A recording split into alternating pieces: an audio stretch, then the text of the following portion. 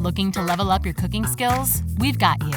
Welcome to Sauce Skills, where today you'll be learning how to make compound garlic and herb butter. Compound butter sounds fancy, but really it's just butter with stuff mixed in. I'm Scott, and today I'm making steak with roasted garlic, rosemary butter, mashed sweet potatoes, and spinach salad. Compound butter is going to be a quick, easy way to get some rich and complex flavor into our dish. I'm going to be making enough for 2 servings, plus we'll have a little bit left over for another use. It's going to take us just 20 minutes to make. All right, let's get into it. So first, you're gonna cut 6 tablespoons of butter into about 1/2-inch pieces and add it into a bowl to soften. In the meantime, go ahead and turn your oven on to 425 degrees Fahrenheit and make sure you have a rack on the top level. Then we're gonna finely chop 1 teaspoon of rosemary.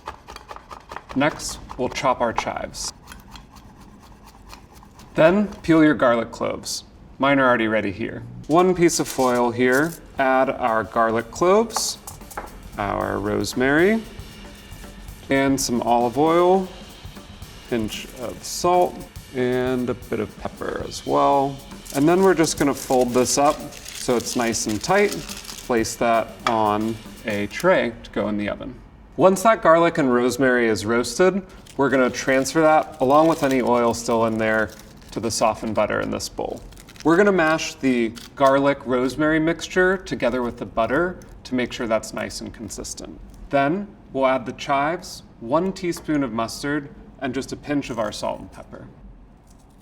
We'll stir this all together until the ingredients are nice and evenly mixed. A successful compound butter really comes down to just how soft the butter is before you start trying to mix things in. If it's too soft, there won't be anything there to hold in your ingredients, and if it's not soft enough, you'll end up with big chunks of butter where the ingredients can't be evenly mixed in. Now it's time to shape our butter. We're gonna lay out a piece of plastic wrap about 10 inches long. Then we're gonna transfer the butter mixture about 2/3 of the way down the plastic wrap here. I'm now gonna spread this into a bit of a rectangle, about 6 inches long, ideally 1 inch wide. We just wanna make sure we're leaving a couple inches of space with no butter on it for when we go to roll. You're gonna lift the corners of the plastic wrap closest to you up, and then start pulling them forward to form a log. If it stands up a little bit, you can use your hand to help. And then we're gonna make sure that we take these 2 ends and seal them down closely to this side of the log. The key is that we don't get the end of this twisted up into the log as we go. We'll take the sides of the butter and roll forward. And the great thing about plastic wrap is it sticks to itself. So as you work this, it's gonna get tighter and tighter and form a nice log.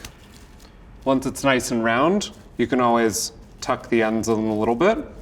We're gonna pop this in the freezer for just 10 to 15 minutes. We don't wanna leave it in for longer than 15 because then it will become too hard. We're looking for it to firm up just enough so we can slice it into rounds. Once it comes out of the freezer, we're gonna remove the plastic wrap and then slice it into 6 even pieces.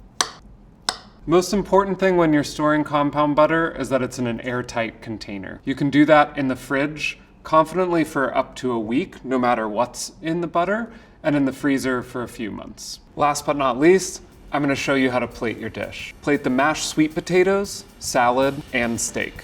And finally, delicately top each steak with 1 to 2 rounds of the compound herb butter. You could also add a flaky finishing salt over the top of the steak and the butter for some extra flavor and texture. Okay, let's try it out.